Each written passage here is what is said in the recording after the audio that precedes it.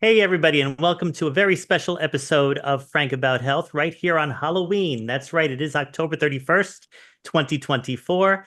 And the reason why I'm specifying 2024 is because 2 years ago, around this time, today's guest was on this show promoting his first book, The Potentialist: Your Future in the New Reality of the Next 30 Years. For those of you who've seen Frank About Health since that airing, you have seen the way I've tailor-made various episodes of Frank About Health during the 2 years after that experience, trying to be in touch with the new reality in a post-COVID world. At the same time, understanding the influence that AI has in healthcare and its potential for the future, and simultaneously looking at all the various healthcare stories that I have shared, both from self-reflection and at the same time from coming with very controversially oriented stories with the various guests I've had since Ben Lytle's first appearance. But now we're here to introduce his second book. It's also called The Potentialist: The Pursuit of Wisdom. Now, that's what we're going to devote most of this show on the second book. I figured I wanted to give everyone a refresher as to Ben Lytle, his experience in the Potentialist series. Yes, there will be a third book, probably in another 2 years or so. But at the same time, I have to do him the honor of providing his professional background because he is an influencer. He's an advocate. He's a serial entrepreneur, and he's definitely been very inspiring to myself. And so for that reason alone, I'm so excited. This is a real treat for me on Halloween.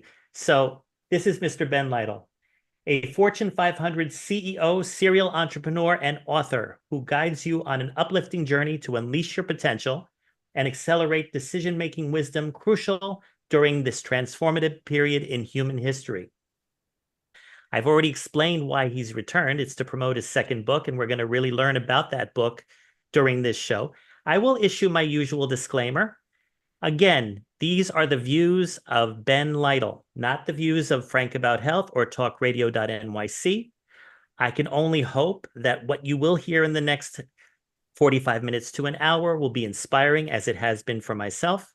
We're going to learn not only where we left off in understanding the role that technology has played in the new reality of the healthcare system, but we're also going to learn about wisdom and how we use those gifts within ourselves to be able to be up to par with the way everything is going to evolve in the next couple decades. So that's basically my disclaimer. I just figure I want to be frank about your appearance today and forthright about how the information is left to everyone's own individual interpretation and not to be taken as anything misleading or misrepresentative of the facts that you've been outlining, especially in your second book. So that all being said, Ben, welcome back to Frank About Health. Thank you, Frank. Glad to be here. Mm-hmm. So why don't you tell me a little bit of a retrospective on what your first book was about and how it led you to start your second book on the pursuit of wisdom? Yeah, this entire book series, this Potentialist book series, came about. I started about 10 years ago, since I've always been a futurist, always followed human potential, both collectively and individually. Interviewed hundreds of people that I considered to be wise to try to build a character profile of what makes a wise person. And I began to realize that this world that was unfolding, which I call the new reality, is going to affect everything. It's going to affect how we learn, how we work, how we live, and even how we evolve as human beings. Yes. And I realized that most people just had no idea what was coming. They weren't thinking about it. And it wasn't because people don't care, but they're busy. They're incredibly busy, and they don't have time to think beyond a few steps in front of them. And I thought, this is something, first of all, I wanted to do for my own family. And so I started out with this for just my family and friends, and then I was encouraged to publish it, this book series. So the first book basically describes this new reality and what's causing it. And what's causing it is a convergence of change forces like changing demography, Yes. fewer people living longer, like democratization, which creates many choices for us, Yeah. like distance shrinking in its importance in our lives. And those Hmm. are four change forces. And then on the other side, these powerful new technologies like nothing we've ever seen, like artificial intelligence, brain science, neuroimaging, and brain mapping, figuring out for the first time what parts of our brain do what, which would Right. allow us to connect to those parts of the brain and send messages to it. Hmm. And then quantum computing, and then finally the entire world within the next 5 to 8 years having worldwide high-speed communications, and that'll bring 2 billion more people actively engaged in the way the rest of us already engage a lot of our time. Right. So those come together, and when they converge, that creates an acceleration of change. And an Yes. acceleration of change creates more complexity in life, more choices, faster decisions need to be made, and we're all experiencing that.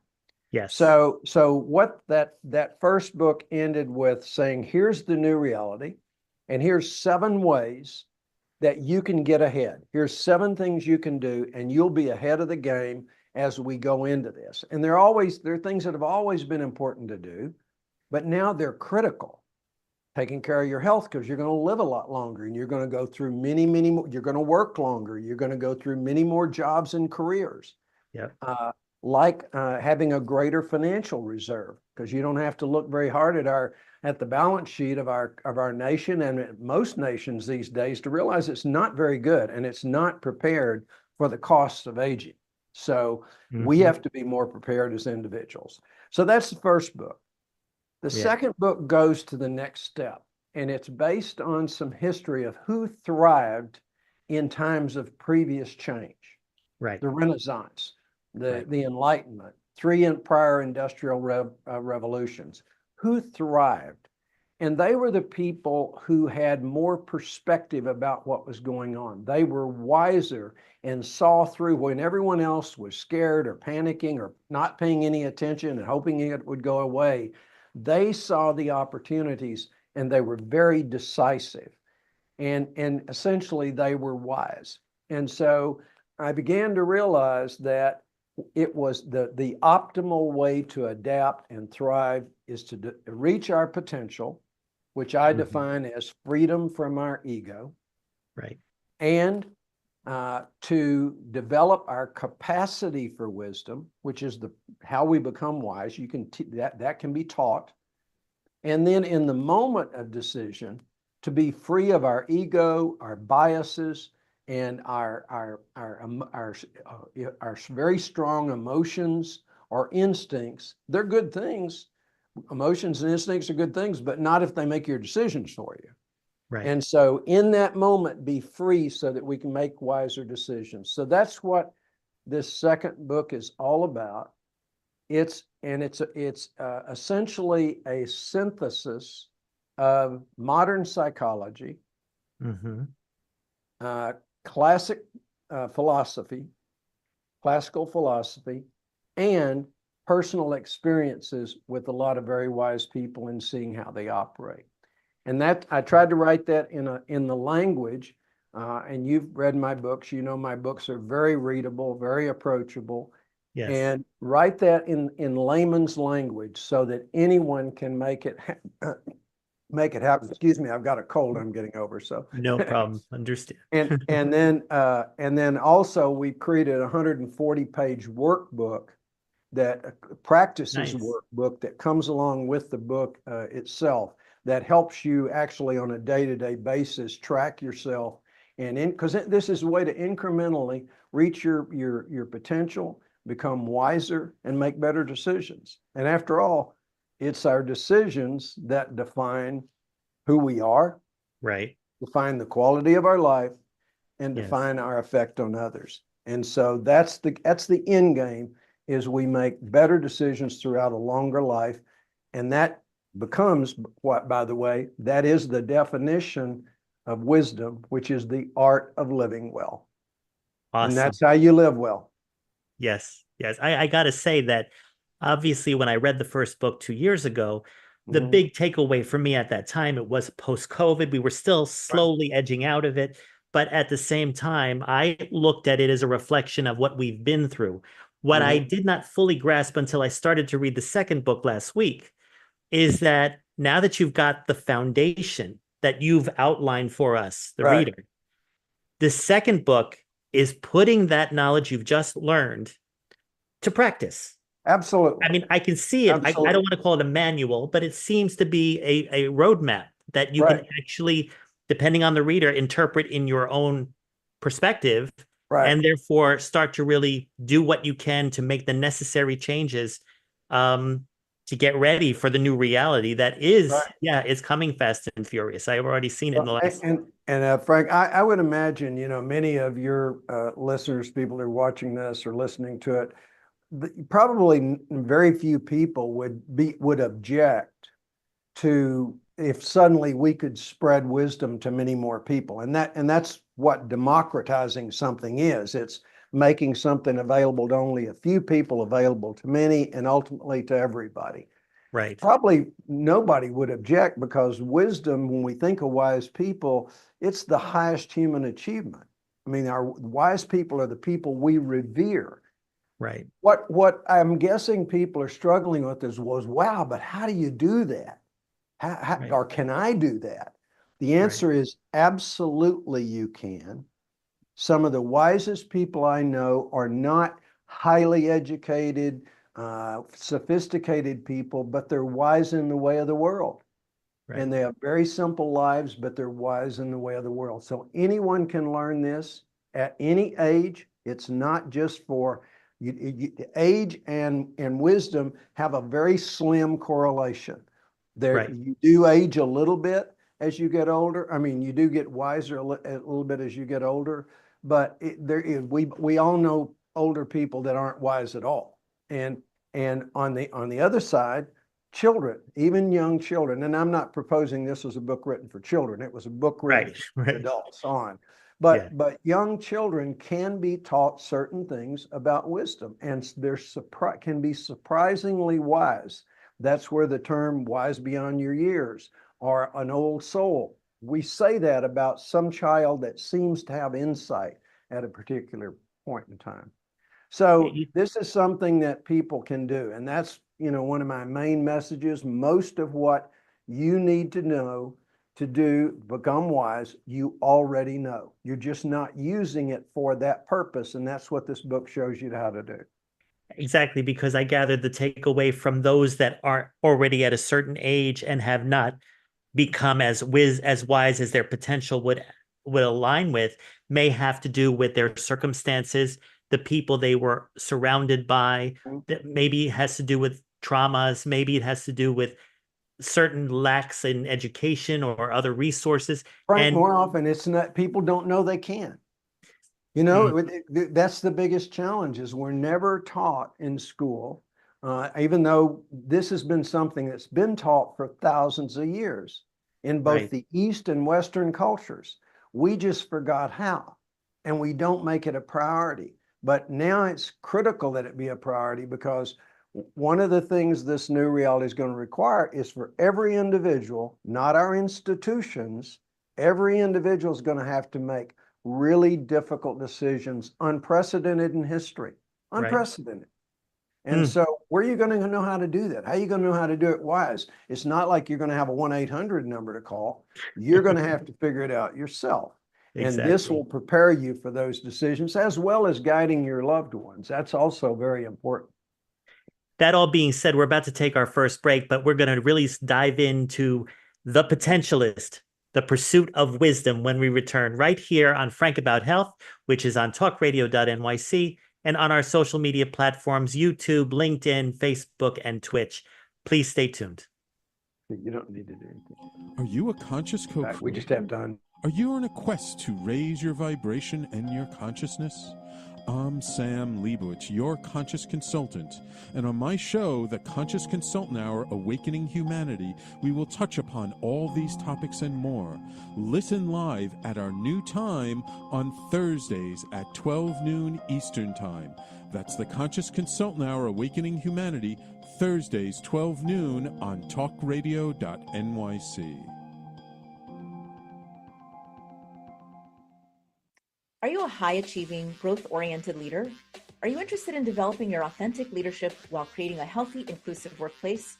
Hi, I'm Dr. Mira Brancu, host of The Hard Skills on TalkRadio.nyc at 5 p.m. Eastern on Tuesdays, where we discuss how leaders develop the hard skills needed to make a greater impact. We interview experts, have live coaching, and tackle these challenges. Listen to The Hard Skills on Tuesday at 5 p.m. Eastern on TalkRadio.nyc. If you don't have your health, what do you really have? It's time to feel good in your body and shift from struggle to ease.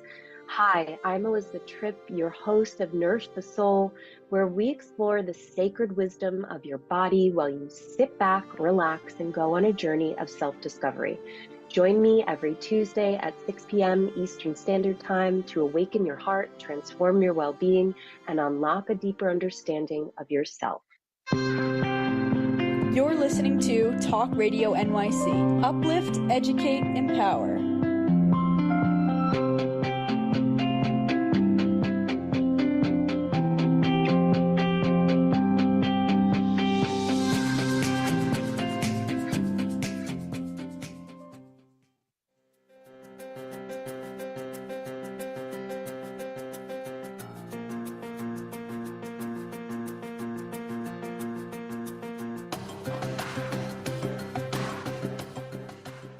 Hey, everybody, and welcome back. Here we are with Mr. Ben Lytle talking about The Potentialist, Book 2, The Pursuit of Wisdom. And as you heard in the last segment, he was talking about how it's for any adult at any age, that we all have wisdom, but that we have to, especially with the changing landscape of the next 30 years, we have to really use whatever methodologies we have within ourselves to be able to match up to the constant evolution and changes and choices that are evolving, not just because of the passing of COVID, but because of new technologies like AI and because of the overall options and choices that are coming at a faster rate more than ever. I have talked with you about probably technology playing a fundamental role in it, but prior to our having this show tonight, we did have a nice conversation on the difference between the ego and our own potential, and sometimes a struggle that we face. I mean, I gather from a philosophical perspective, which is how you wrote the book, I wanted you to spend the next 10 minutes or so on this segment of the show really talking about how it is the constant struggle to really find our place in this world, just like part one of your book outlines. Am I right in saying that part of us are dealing with that constant struggle because we're not sure of our place in this world? Yeah, and let me first of all set the stage a little bit, Frank. Sure. When I was talking about earlier that most people would accept wisdom would be a wonderful thing. They would love to be wiser themselves. They would wish it for the world. Imagine how much better the world would be. But they think, well, this is impossible. I want to remind folks that we have always underestimated human beings. Always. We've never overestimated them. We've always underestimated. 600 years ago, 700 years ago, the powers that be, the elites, judged humans incapable of owning land. Why? They wouldn't take care of it. It would just go to waste. We have to tell them how to use it. So they're serfs. Then later, why would they want to learn how to read? What would they want to know that we don't already tell them? Well, we did okay with that. And thanks to Mr. Gutenberg, we got a movable type printing press, and in 50 years later, we had 40 million books in Europe alone, when Europe didn't have that many people.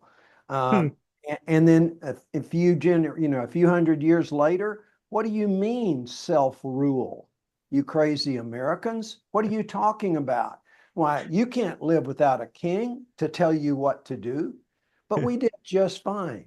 So this is part of what we do, and it's now leading into the ego. Where Right. do those thoughts come from that we can't do? That comes from our ego, because our Right. ego is afraid for us to make a mistake. We are afraid to make a mistake.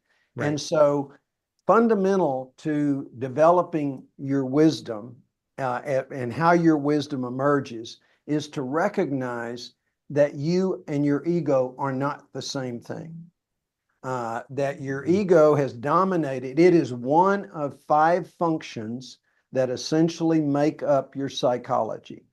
Right. There's the ego, the shadow, which is the instinctive ancestor of the ego, your soul, which is always pointing you to do the best for the world. Its interests are the aspirations of the whole. So one way to think about the ego is it's the aspiration of the individual, and the soul is the aspiration of the whole, WHOLE.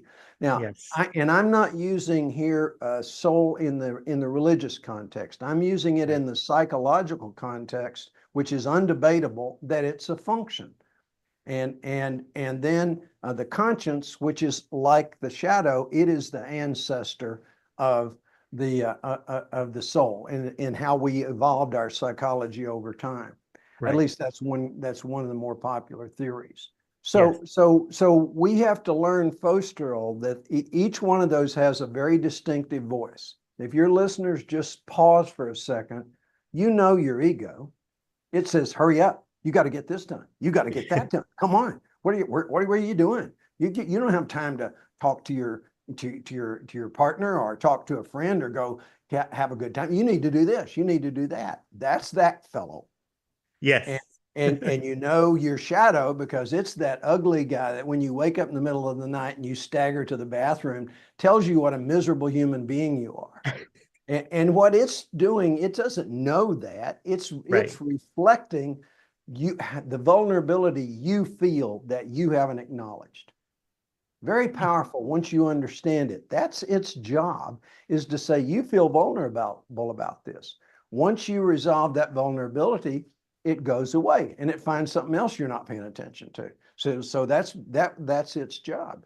And the soul is to point us to timeless truth. Time to see reality, to see the long ball, to see the picture, the long picture. And of course, the conscience, the one we all pretty much know, it's the one that sets up on your left shoulder and goes, did you really mean to do that? Or how do you feel about that? We all know that. So where is the I and me in this? And where is the real you? And so when I say I and me, I'm talking about the real best you in there trying to emerge. Yes. And that is the one that's listening to these guys. Did you ever ask yourself, since you're hearing these voices, who's listening? It's an easy You really way. are, but at the same time, if you're used to living in a world where you're always making sure other people are listening to you, you can't understand it when you're by yourself. Right. Well, the ego has dominated our conscience for centuries, for thousands of years, actually. Right. So suddenly to realize that voice is not me, it can't be, because I'm listening to it. And that is the me, that is the real you trying to emerge. And it emerges every time you balance those interests because they are opposites. The soul and the ego are opposites. The conscience and the shadow are opposites. And when you're balancing those, you have an issue. And let's take a practical example. Let's say that you're out something really kind of silly. You're out and you're picking up some donuts, and man, you're really hungry, and you're about to just eat all those donuts on the way home, and you think, I really should save some for the kids. Yeah, I guess I should. And so you put them back. Your I and me just guided you to a wise decision that balanced your interest. It didn't say don't eat any. It said just save some for the kids. And so you balancing those interests was your I and me.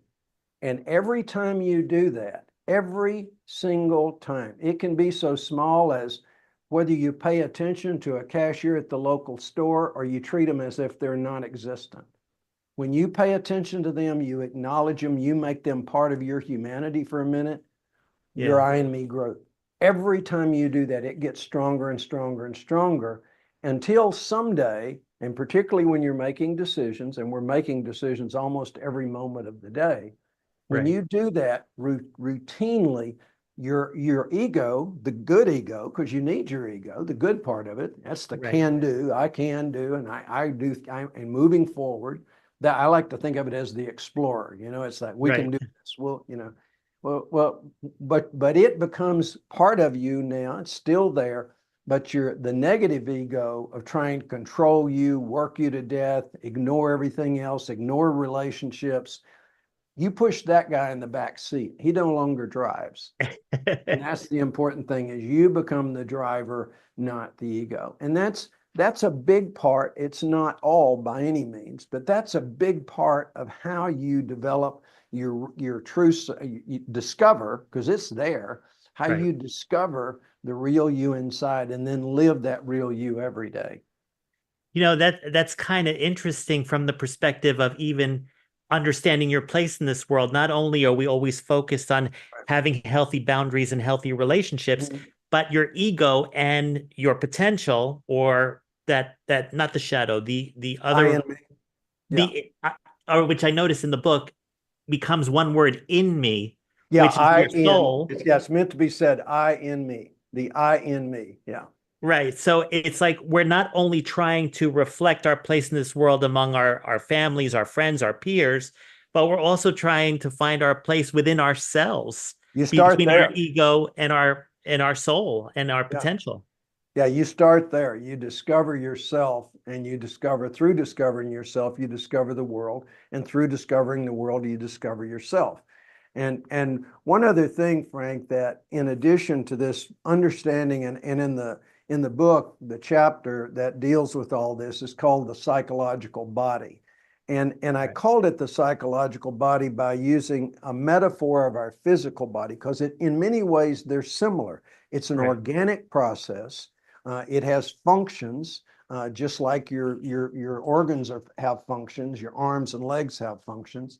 And when you understand how to use those, you live a more full life. And I'd ask your listeners, isn't it odd that by the 7th or 8th grade, middle school, we know a lot about our physical body.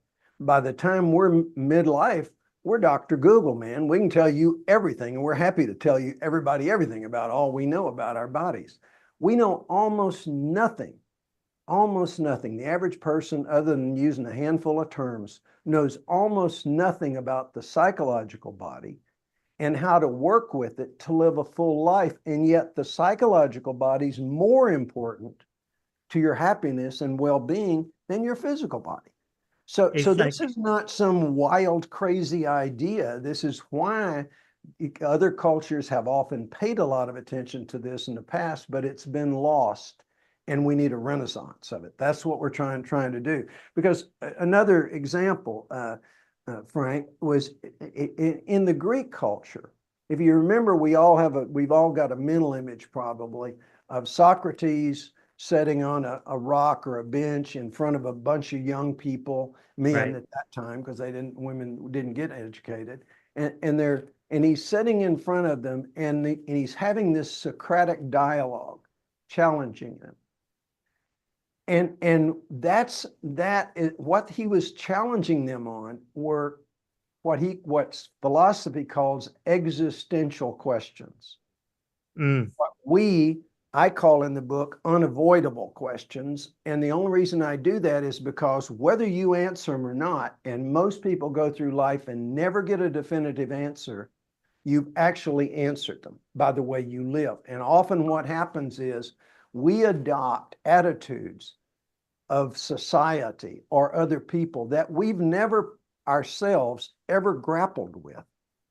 And need to grapple with it, because what happens in a moment, this comes back to decision making. A moment of decision making, right? I don't mean to interrupt you, Ben, but we're about to take our second break. Okay. you've pinpointed exactly what the third segment is about, Okay. discussing those unavoidable questions, because we need to know what advanced skills can help us reach our full potential. So Absolutely. thank you for the incidental segue. So Thank you.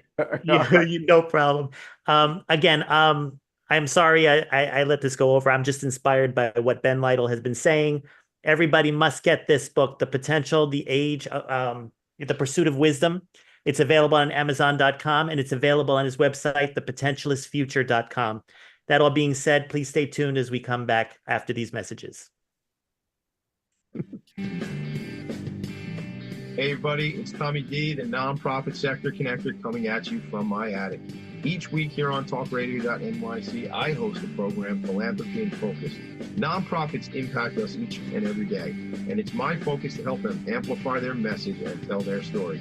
Listen each week at 10 a.m. Eastern Standard Time until 11 a.m. Eastern Standard Time, right here on TalkRadio.nyc.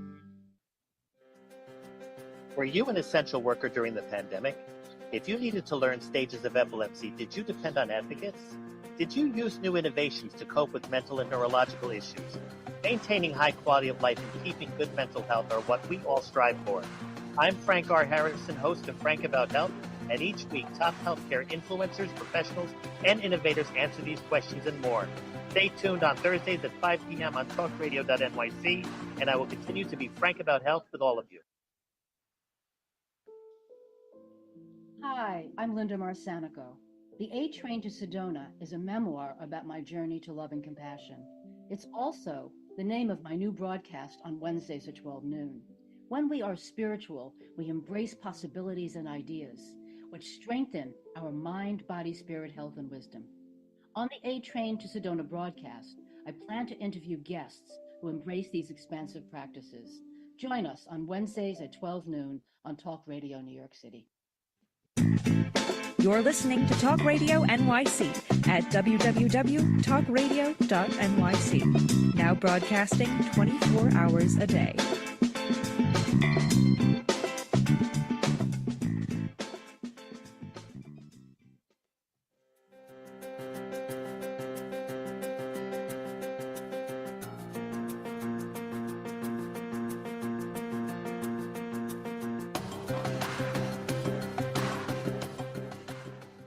Hey, everybody, and welcome back. As we were ending the last segment of our show, Ben was talking about life's unavoidable questions, which is a chapter in itself in this book. And I totally have been asking myself similar questions in addition to the ones that you point out.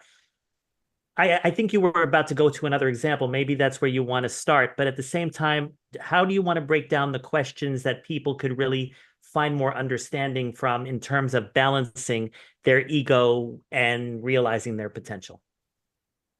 Well, first of all, the way you balance, you ultimately have to hear both voices. So you have to balance what you would call your gut feel of how life should be lived, because your gut is often the place your sternum is where you'll feel, the soul. You'll feel that. Your head obviously will be where your ego will speak.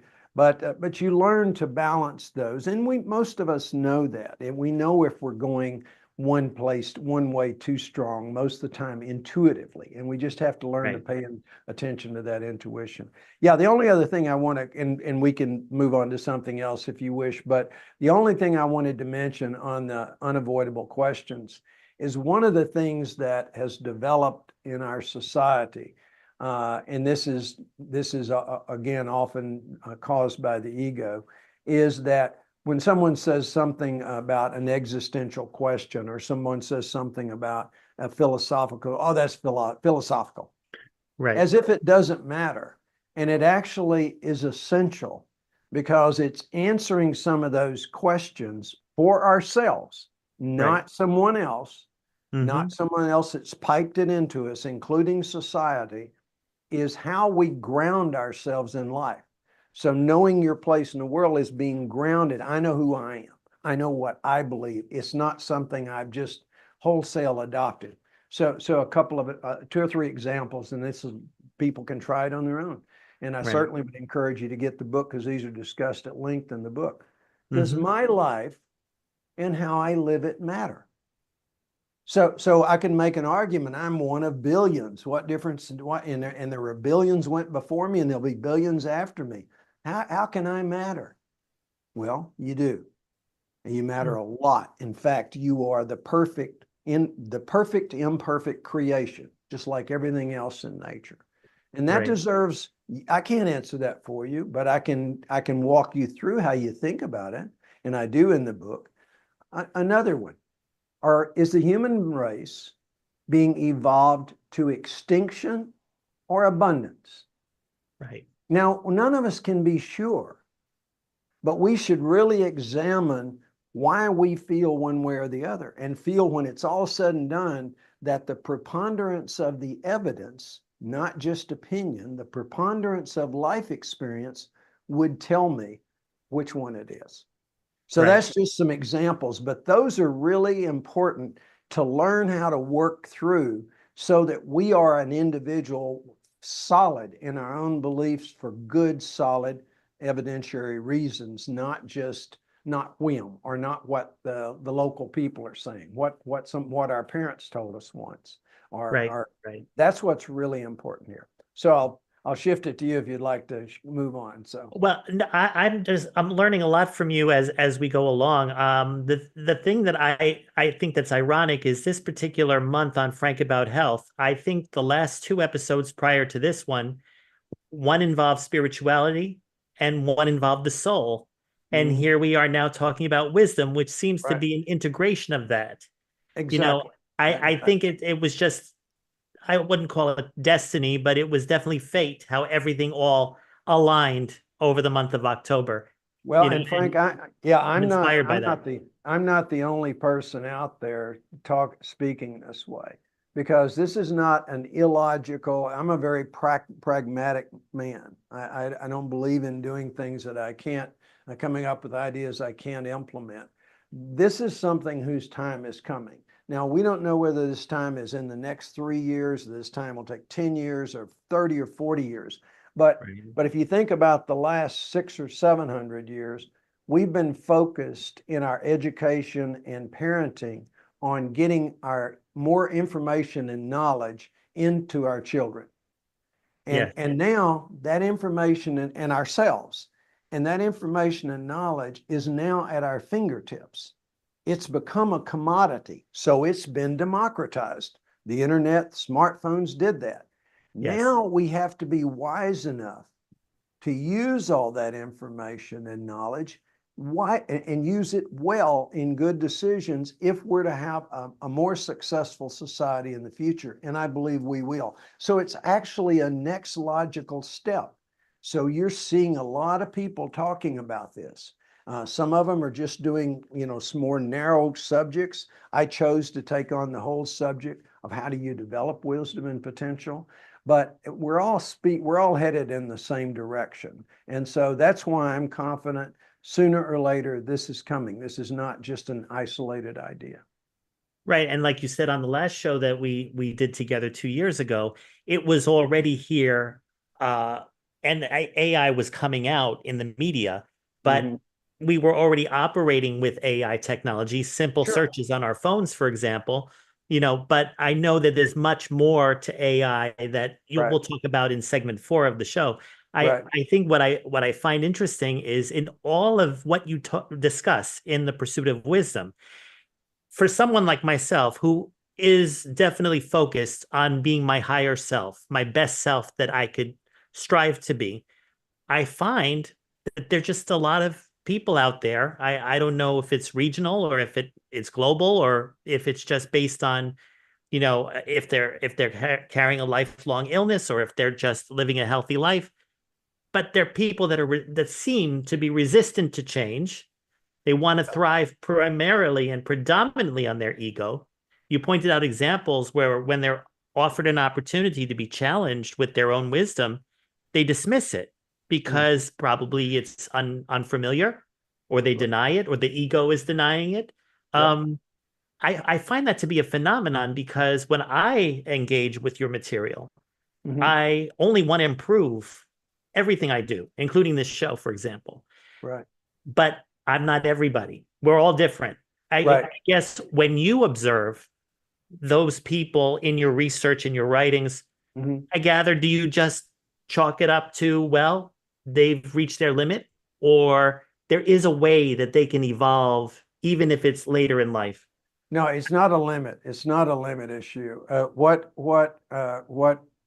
we know from prior periods of great change, and we also know anybody who's spent any time in marketing or taking a new product or service to market, we know that there's a bell curve for people responding to new ideas and new things. And they're so if everybody's pretty familiar with the bell curve, Early on the one hand, adopter. yeah, right. Yeah. On the one side, on the one side, there are about 15% of the population, almost on anything, are receptive, naturally open and receptive to new ideas and new things. Yes. And on the opposite side, remember, everything in nature is an opposite. That's what we're doing with wisdom, is we're learning to balance those. On the other side, there about 15% are intensely resistive to change. And Incredible. intensely resisted, they'll be the last people to adopt. Everybody else is somewhere in between. And then within the 15% who are are fast followers, early adopters, there's another 15% of them. So 15% of the 15%, or about 2.5% of the total, are pace setters. There are Right. people that they see a new idea and they'll knock you down to get to it and try it. And we all know Yeah. people like that. They're wonderful. Well, those are the people. I write this book for everyone, but I recognize that it will be the pace setters and the fast followers who say, aha, why didn't I can tell you, Frank, when I began to learn this stuff in my 20s and 30s on my own and with some wonderful teachers, thank goodness. Yes. My immediate reaction was, why didn't somebody teach me this in high school? Why didn't I learn? It's not that it requires advanced degrees. That's nonsense. But it does require an openness. And I realized it taught me immediately how to make better decisions. It taught me immediately how to deepen my friendships and how to be a better business person. Because so many of these practices carry on into your business and building business relationships. So that's what's happening here. And I recognize there will be people who just are not, they'll be the last ones, on the boat. But they'll ultimately come on, because that's how we make great changes in society. That's how we stopped littering and took smoking out of being the standard in society. And it seems to be maybe happening now with alcohol. I don't know. But it somehow starts this organic change.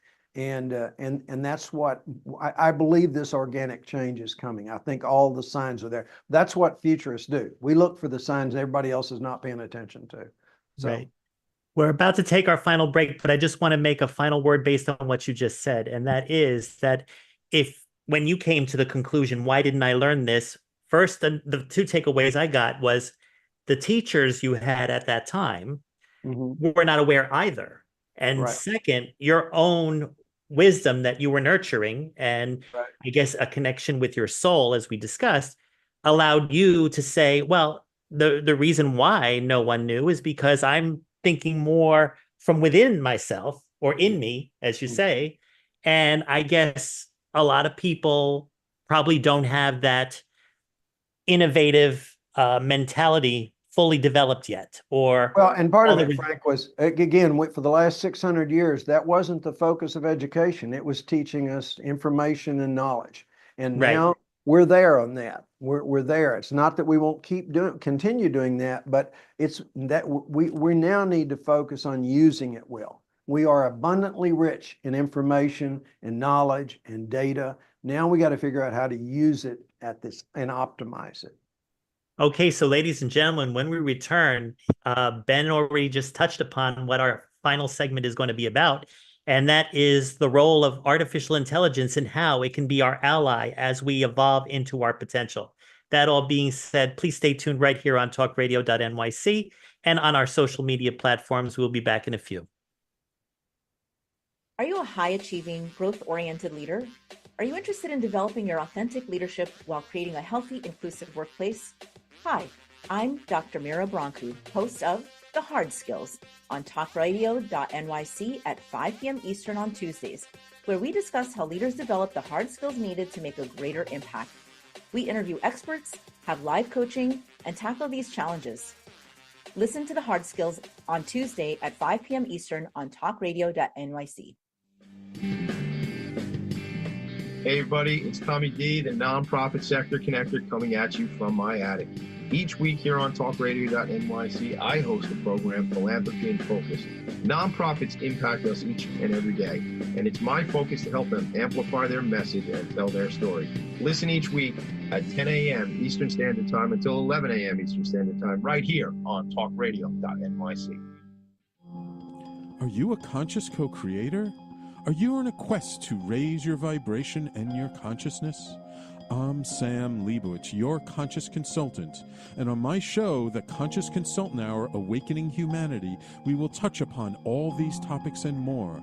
Listen live at our new time on Thursdays at 12 noon Eastern Time. That's The Conscious Consultant Hour, Awakening Humanity, Thursdays 12 noon on TalkRadio.nyc.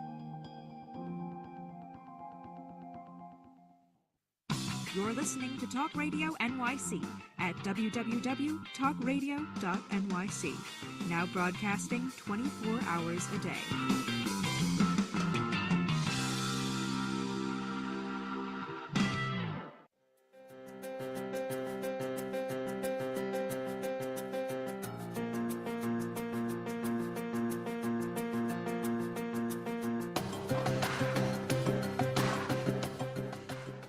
Hey, everybody, and welcome back. Before we go into our AI discussion, which I'm looking forward to share with you some of the insights that Ben has already had a chance to speak with me briefly about, and its role and how it can make you all reach your potential, I just want to highlight this book once again, The Potentialist, The Pursuit of Wisdom. And in the table of contents, some of the things that this book entices you in understanding, which we have slightly touched upon, but to give you more in-depth, is learning advanced skills within yourself that either you already have or maybe you can pursue training or education in them, that include cultivating consciousness, that includes conscious intention, living life with intention.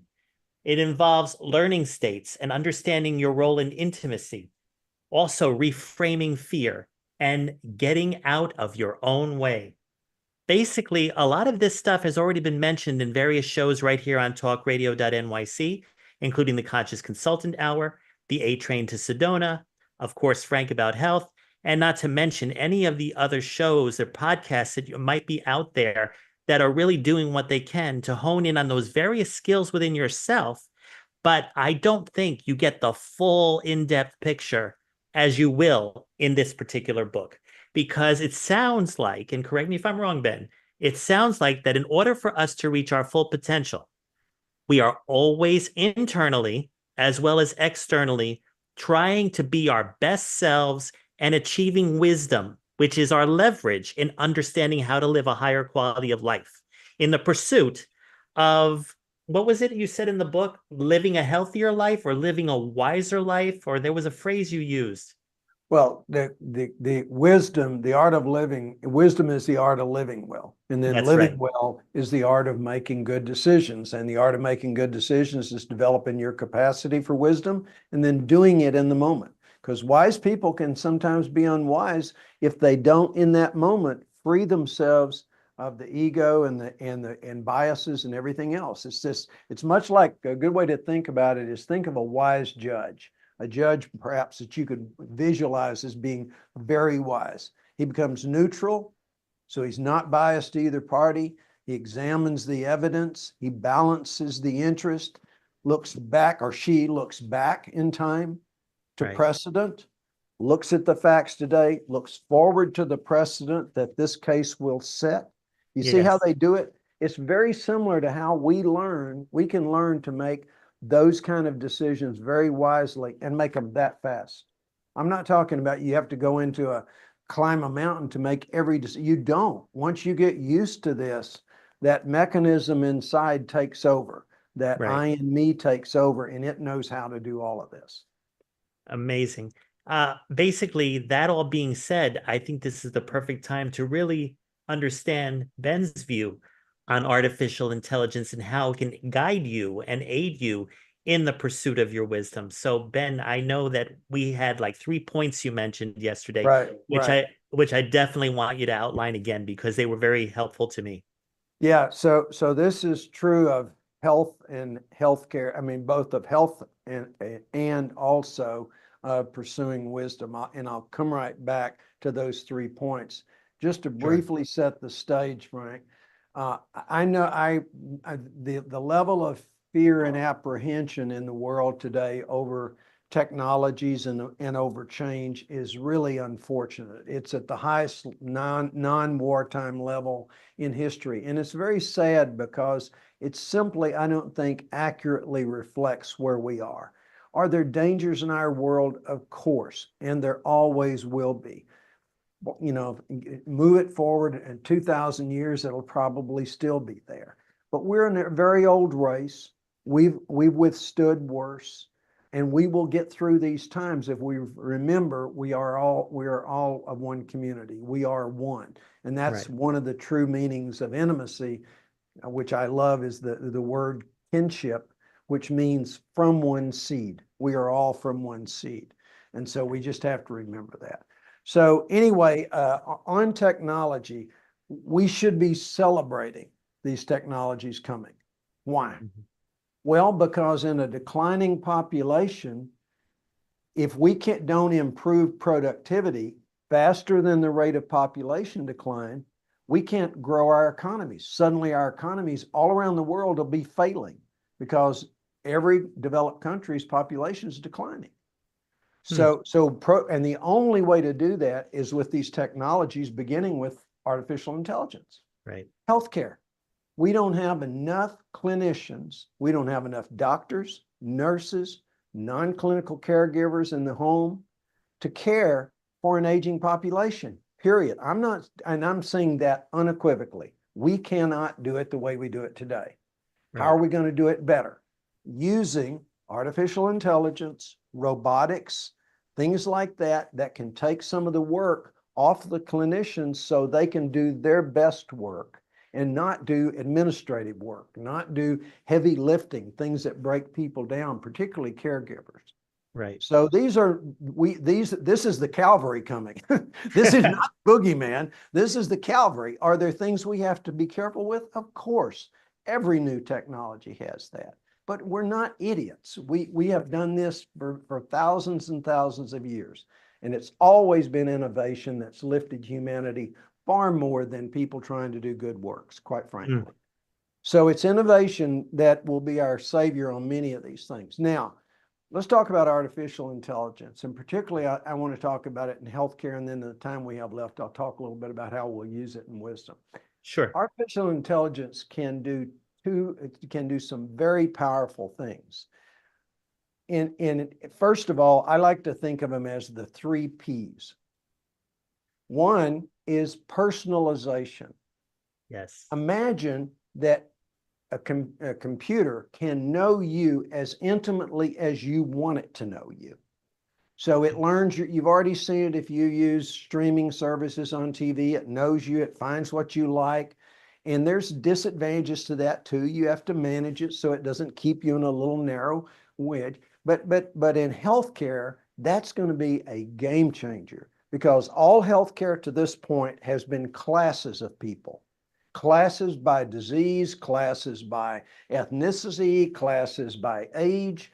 And now we're going to be able to, but those are only generalizations. And we can get medicine and treatment right down to you individually. Second, so that's personalization. That's the first P. Right. The second P is prediction.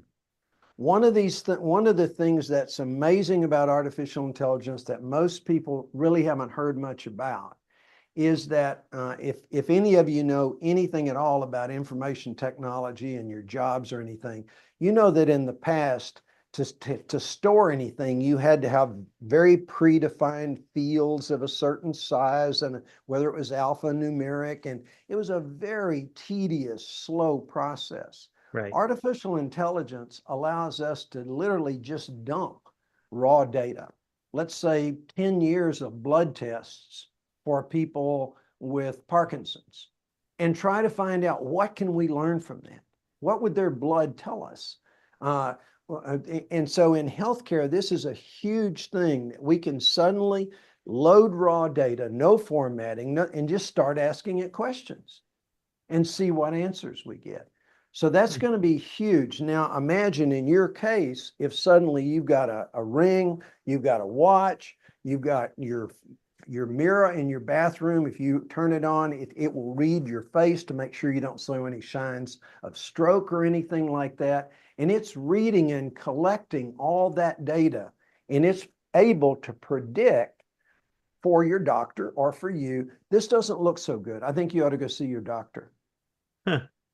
You see how that's going to work? And so, so that's the second thing. Suddenly medicine is going to become very predictive in the next decade or two. And everyone I know right now, the amount of work going into what they call DNA biomarkers, biomarkers of disease in the DNA, or biomarkers in the RNA, immune signatures in our body that are like an IP address of a computer that tell them this is what's wrong and here's where it's at.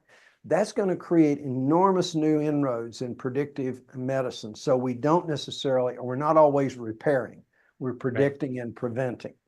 Right. The third is participation. And this is where everybody comes in. Yeah. We can gather all that data.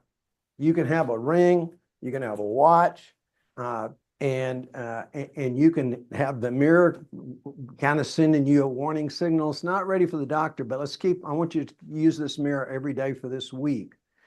If you go in and you slug down a half of a bottle of Jack Daniels and eat a double cheeseburger, you haven't participated.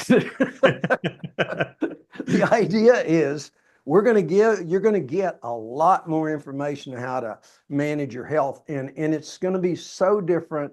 It's a little hard to describe from an opportunity standpoint. It's almost like, you know how you go in and you pay a lot of attention to your appearance today? Mm-hmm. You know, you go in, you check your eyebrows and make sure they're not pointing in two different directions. And you brush your teeth, and, imagine now suddenly you're paying attention to your health that closely. Right. So that you can modify your behavior in the moment to do what's better for you. And the possibilities are that we could come out of this living, 20, 30, 40 years longer, and not in declining health, but in good health. Yes. That's very, very, very possible, and I believe that will undoubtedly happen. And that's a lot of that's using AI, and it's using a new science called neuroimaging or brain mapping, learning what parts of our brain do what, which we really haven't known that much about before. Yeah. And it's and it will ultimately within 10 years be using the most powerful computers who've ever been created, called quantum computers. And those will be able to do things we can't do today with all the computing power on the entire planet. So that'll be like simulate the entire human body, or simulate organs, simulate the environment, and so we can experiment rather than having to run big FDA trials on drugs and things like that, or at least make them shorter and more and a lot less costly. So that's very exciting future for healthcare. So look at this stuff as your friend, and it's something we absolutely have to have, or we're not going to be able to take care of each other. Now, I've just gotten the signal that we ran a little bit over time, but I was not going to let the show end until you outline those three perspectives. Right. Ladies and gentlemen, I will be back again next week with another episode of Frank About Health, but please buy The Potentialist, the first book that we covered 2 years ago, your life in the future of the next 30 years, and this one, which is a must-have, The Pursuit of Wisdom. And I know number 3 is coming out, but That's right. we'll talk about that at a later date. Sounds great, Frank. Thank you. Thank for you your so much for You being bet. here, Ben. I literally, I think I'm on my 3rd reading of this book, but I will be in touch with you. And overall, thank you behind the scenes, Logan, for all that you've done. I thank all of you for watching on LinkedIn, Facebook, Twitch, and YouTube. And if you have any questions for me, frankrharrison1@gmail.com, and I will pass them on to Ben if they're also for him. Thank you again. See you next week. Bye-bye.